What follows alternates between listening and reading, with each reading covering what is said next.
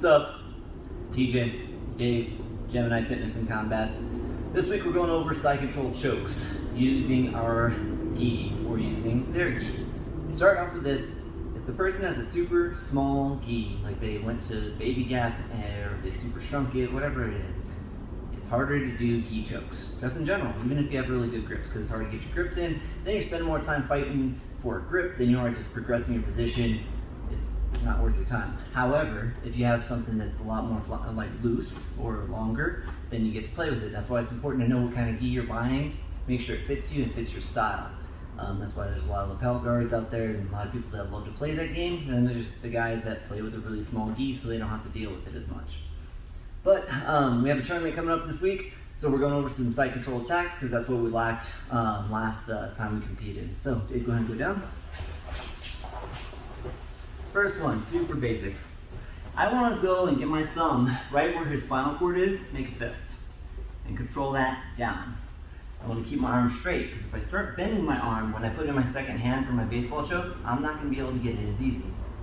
I'm starting off in side control from here, one in the hip and one in the armpit, but his frame or whatever else is going to happen, I need to clear. So metaphorically, dropping your shin right over to the side. We have tons of other options from there. We're not worried about clearing the frames, we're worried about the chokes today. Later on, we'll talk about crucifix positions, crossbody rides, all of that.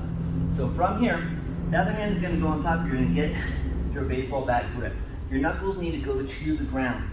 If you keep your knuckles up, there's not as much give. You have to change the way you do the choke. For this one, knuckles on the ground. Now, if you take your elbow down to the chest, you can start doing some sternum cranks, but that's not what we're looking for today. Right now, we're just looking to drive and slide that down on the throat, bring your head down, and then put all your weight down onto the shoulder, right across his body right here. The elbow sliding down here. This arm stays straight, this one drops down. If I start to bend this arm right here, the bottom one, it takes away from the choke. If I keep it straight, I use his neck as a chopping block, and then I can finish the choke. So there's option one. But he's super good. He can't get it, whatever else is happening, right? So I get the grip. I'm going to look to clear around his head. My knuckles are going to go down to the ground.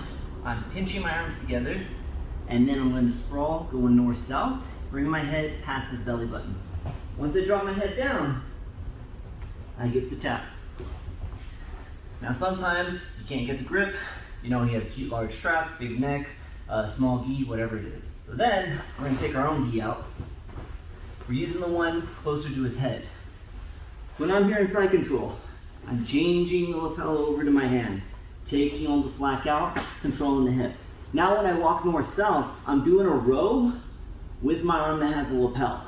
Walking my head past his head, past his hips, and I get the choke from here. Then if he doesn't tap, ninja shit. You're rolling on the inside shoulder, keeping your hands tight, and it's a lot more of a shock to people rather than an actual choke. That for at least what I've found. I'm not as proficient with gi chokes. I like arm bars. That's why I stick to them. I like knee bars. Because it doesn't matter if it's gi or no gi. Anyways, if you have any questions or comments, please leave them down below. Shoot us a message. Then we'll see you next week. Thank you for your time.